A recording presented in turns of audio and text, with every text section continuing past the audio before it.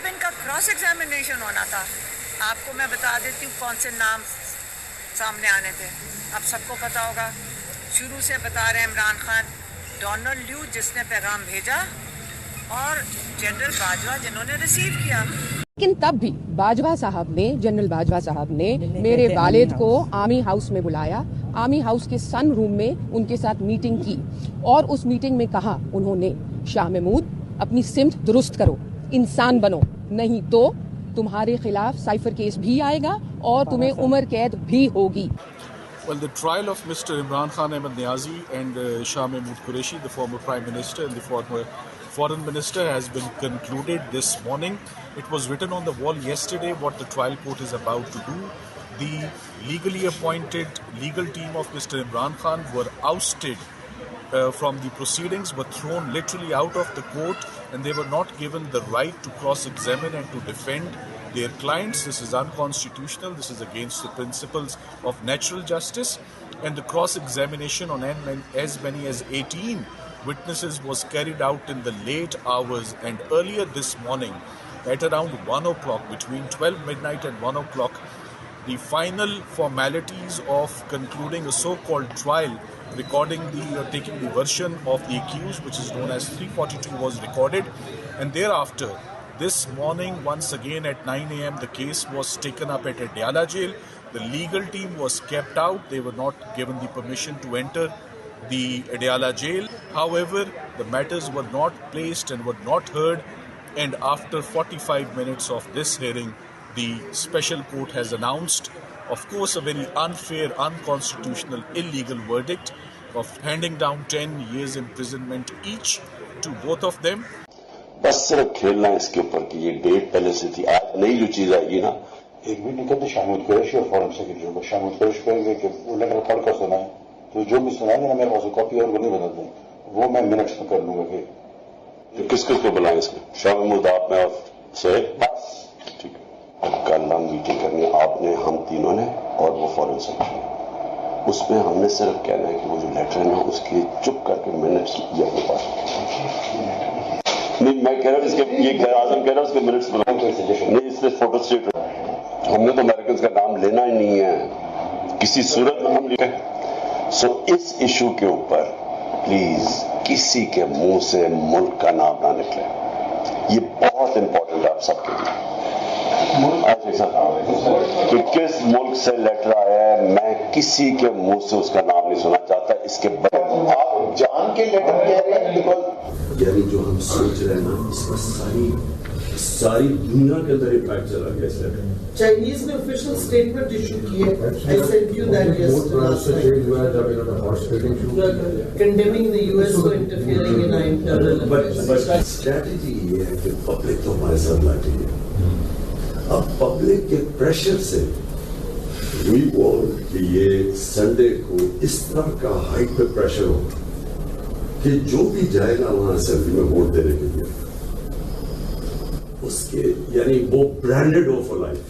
لیکن جو آج آپ نے برانڈ کرنا ہے نا, میر جعفر اور میر صاحب, دیکھو آپ لوگوں کو سپون فیڈ کرنا ہے, لوگ بہت آگے جا رہے ہیں. مائنڈز آلریڈی فرٹائل گراؤنڈ بنی ہوئی ہے اس وقت. March 7th, 2022. Pakistani diplomatic cipher transcription. I had a luncheon meeting today with Assistant Secretary of State for South and Central Asia, Donald Liu. He was accompanied by Deputy Assistant Secretary of State Les Vigoury. DCM, DA, and Councillor Qasim joined me.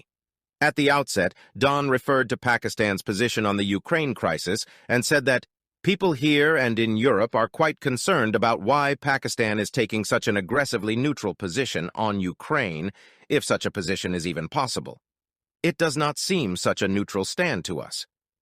He shared that in his discussions with the NSC, it seems quite clear that this is the Prime Minister's policy. He continued that he was of the view that this was tied to the current political dramas in Islamabad that he, Prime Minister, needs and is trying to show a public face. I replied that this was not a correct reading of the situation, as Pakistan's position on Ukraine was a result of intense interagency consultations. Pakistan had never resorted to conducting diplomacy in public sphere, The Prime Minister's remarks during a political rally were in reaction to the public letter by European ambassadors in Islamabad, which was against diplomatic etiquette and protocol. Any political leader, whether in Pakistan or the U.S., would be constrained to give a public reply in such a situation. I asked Don if the reason for a strong U.S. reaction was Pakistan's abstention in the voting in the UNGA. He categorically replied in the negative and said that it was due to the Prime Minister's visit to Moscow. He said that, "I think if the no-confidence vote against the Prime Minister succeeds, all will be forgiven in Washington because the Russia visit is being looked at as a decision by the Prime Minister. Otherwise, I think it will be tough going ahead." He paused and then said, "I cannot tell how this will be seen by Europe, but I suspect their reaction will be similar." He then said that, "Honestly, I think isolation of the Prime Minister will become very strong from Europe and the United States." Don further commented that it seemed that the Prime Minister's visit to Moscow was planned during the Beijing Olympics, and there was an attempt by the Prime Minister to meet Putin, which was not successful, and then this idea was hatched that he would go to Moscow. I told Don that this was a completely misinformed and wrong perception. The visit to Moscow had been in the works for at least few years and was the result of a deliberative institutional process. I stressed that when the Prime Minister was flying to Moscow, Russian invasion of Ukraine had not started, and there was still hope for a peaceful resolution. I also pointed out that leaders of European countries were also traveling to Moscow around the same time. Don interjected that those visits were specifically for seeking resolution of the Ukraine standoff, while the Prime Minister's visit was for bilateral economic reasons. I drew his attention to the fact that the Prime Minister clearly regretted the situation while being in Moscow and had hoped for diplomacy to work. The Prime Minister's visit, I stressed, was purely in the bilateral context and should not be seen either as a condemnation or endorsement of Russia's action against Ukraine. I said that our position is dictated by our desire to keep the channels of communication with all sides open. Our subsequent statements at the UN and by our spokesperson spelled that out clearly, while reaffirming our commitment to the principle of UN Charter, non-use or threat of use of force, sovereignty and territorial integrity of states, and Pacific settlement of disputes. I also told Don that Pakistan was worried of how the Ukraine crisis would play out in the context of Afghanistan. We had paid a very high price due to the long-term impact of this conflict. Our priority was to have peace and stability in Afghanistan, for which it was imperative to have cooperation and coordination with all major powers, including Russia. From this perspective as well, keeping the channels of communication open was essential. This factor was also dictating our position on the Ukraine crisis.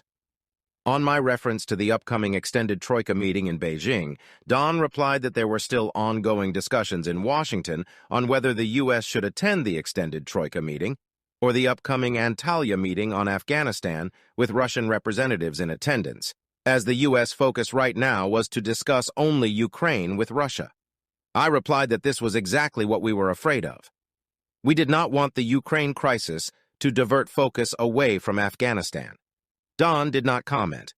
I told Don that just like him, I would also convey our perspective in a forthright manner. I said that over the past 1 year, we had been consistently sensing reluctance on the part of the U.S. leadership to engage with our leadership.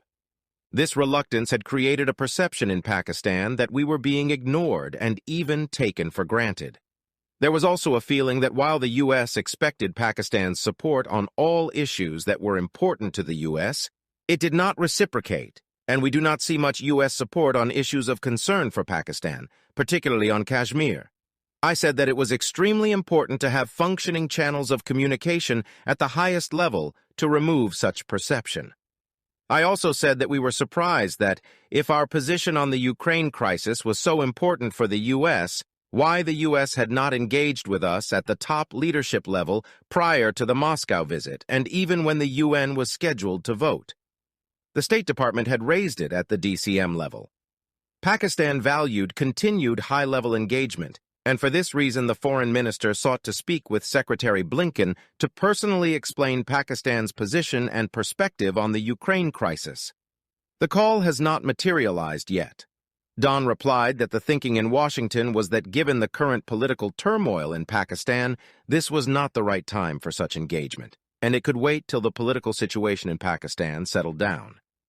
I reiterated our position that countries should not be made to choose sides in a complex situation like the Ukraine crisis, and stressed the need for having active bilateral communications at the political leadership level.